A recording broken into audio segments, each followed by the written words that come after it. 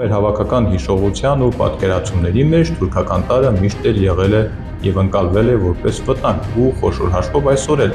այդ մոտեցումը չենք կարող հաղթահարված համարել։ Անխտիր բոլորն էլ օգոստոսի 8-ի Վաշինգտոնյան փաստաթղթերը համարում են ոչ թե Ադրբեջանի, այլ ամբողջ թուրքական աշխարհի հաղթանակ։ Չէ, չեք սխալվել, դուք ճիշտ եք լսել, ես էլ չեմ սխալվել և փոխանցում եմ ճիշտ։ Ոչ թե Ադրբեջանի, այլ հենց ամբողջ թուրքական աշխարհի հաղթանակ։